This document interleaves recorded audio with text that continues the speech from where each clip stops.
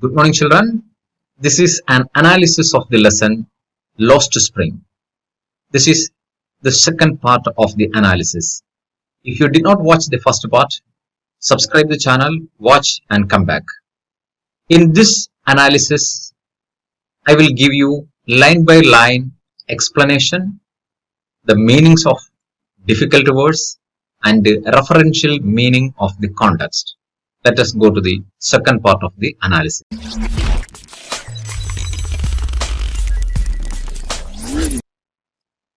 Why aren't you wearing chappals? I asked one. My mother did not bring them down from the shelf, he answers simply. Even if she did, he will throw them off at another who is wearing shoes that do not match. When I comment on it, he shuffles his feet and says nothing. I want shoes, says a third boy, who has never owned a pair all his life. Traveling across the country, I have seen children walking barefoot in cities, on village roads. It is not lack of money, but a tradition to stay barefoot is one explanation. I wonder if this is only an excuse to explain away a perpetual state of poverty. Here, the writer brings before the reader, takes the example of shoes to bring out the grim realities in which these children living. Actually, these children are scrounging for gold in the garbage dumps. Their gold is actually this kind of things like shoes.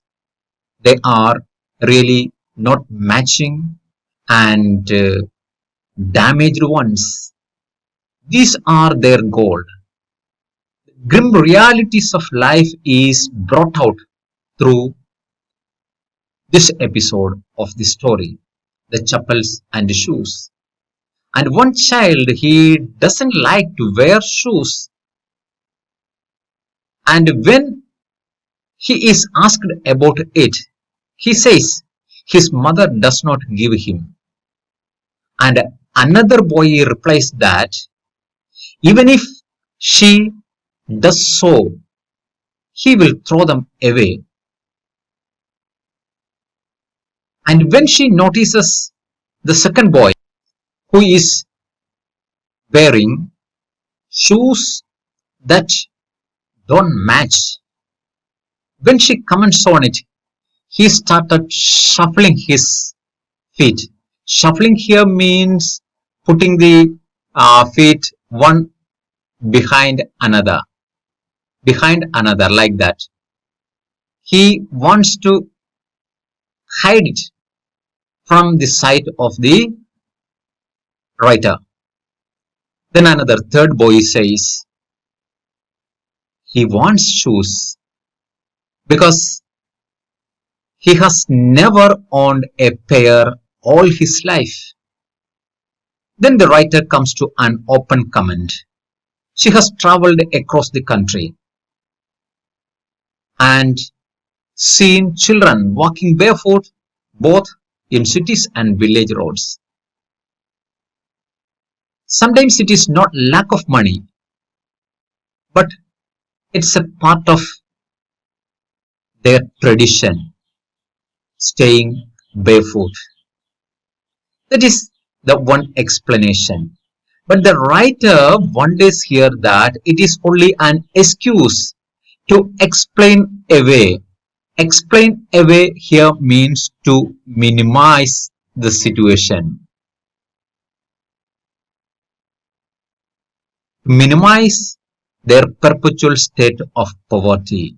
That's why these children walking barefoot. If they have enough money to buy chappals, they will do it. It is a kind of, it's a way of explaining away, minimizing their perpetual state of poverty. I remember a story a man from Udupi once told me. Udupi here means a place in Karnataka, the state of Karnataka.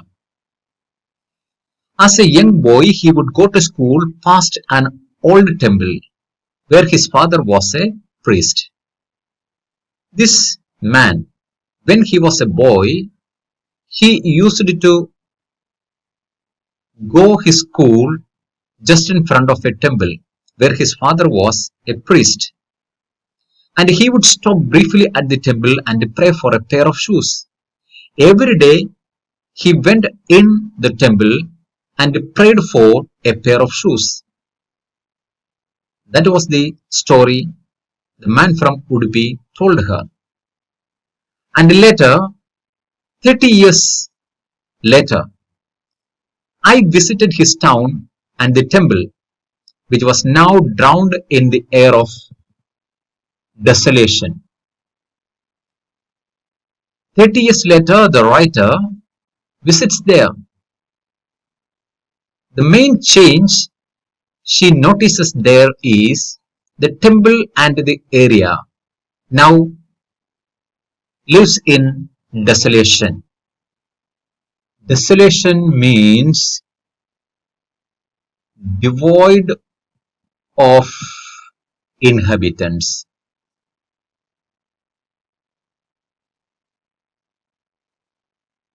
Devoid of inhabitants or deserted. Now it is deserted. Nobody goes there to be granted for things like this. In the backyard where lived the new priest, there were red and white plastic chairs. A young boy dressed in a grey uniform, wearing socks and shoes, arrived panting and threw his school bag on a folding bed.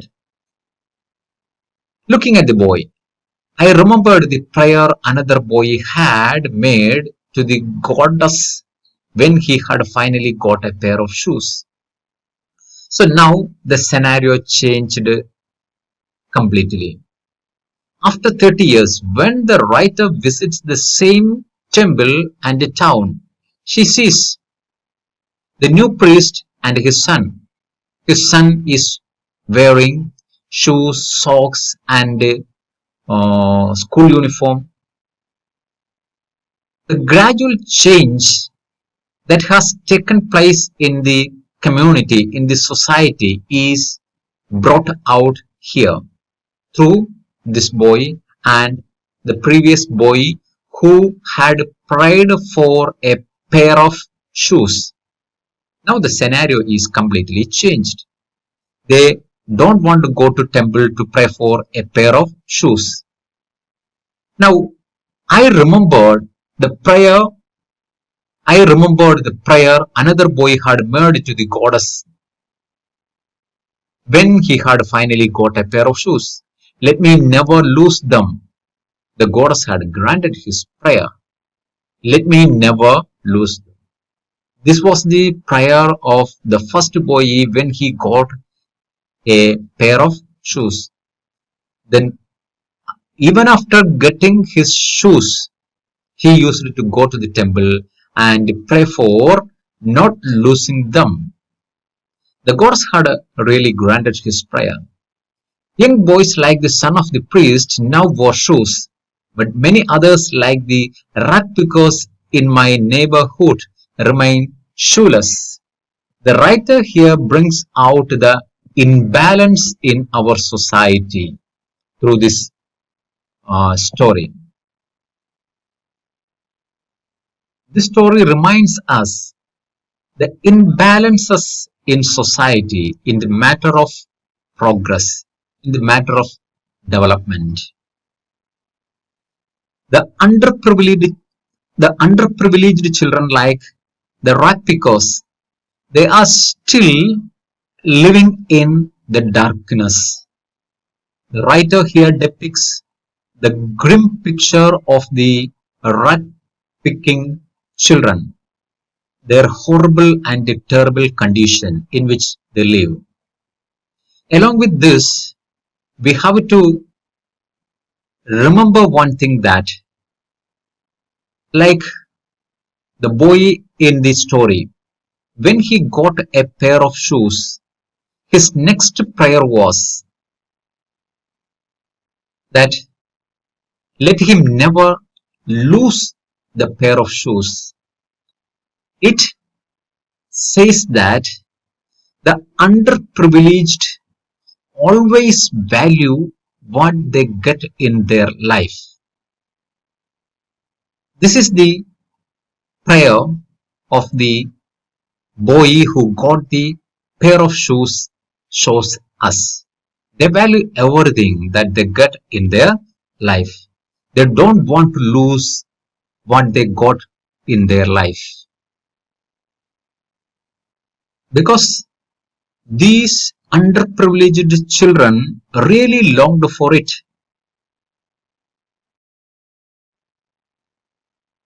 Look at the next paragraph. My acquaintance with the barefoot ragpickers leads me to Simapuri. Acquaintance here means contact or the little friendship that leads her to Simapuri, a place on the periphery of Delhi. Periphery means outer area.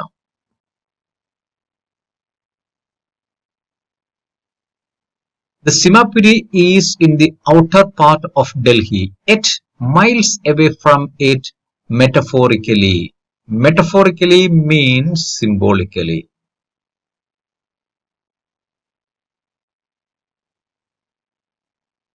Symbolically, this place, the place of the rock pickers, Simapuri, is miles away from the capital city of Delhi. That is what the writer trying to establish here. Those who live here are squatters. The people are squatters. Squatters means people living in a place or building without permission. That is squatters. These are really refugees. They come from Bangladesh in the year 1971. When Bangladesh formed as a nation, they left their country. Those who live here are squatters who came from Bangladesh back in 1971. Sahib's family is among them. Simapuri was then a wilderness. Simapuri was then a wilderness. Wilderness here means a wasteland. A wilderness. A wasteland.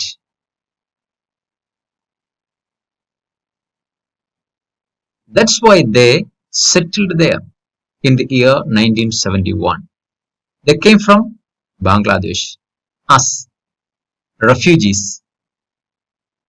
They become refugees due to natural disasters. As we have already learned, the storms that swept away their homes and farms, so they have to leave their country. Sahib's family is among them. Simapuri was then a wilderness. It still is. Even now, it is a wilderness. It is a wasteland. But it is no longer empty. The only difference is now the place is not empty. In stretches of mud with roofs of tin and tarpaulin. Tarpaulin, you know, waterproof cloth. That is tarpaulin. Devoid of sewage. Devoid means without. Avoid of. In avoidance of. Devoid of. No sewage facility. No drainage or running water. No such basic facilities are there. Live 10,000 rakh because there live around 10,000 rakh because in the Simapuri area. They have lived here for more than 30 years without an identity, without permits. Permits means legal documents. Legal documents. Because they are immigrants. They immigrated from Dhaka to Delhi. They are still living there without any legal documents, but with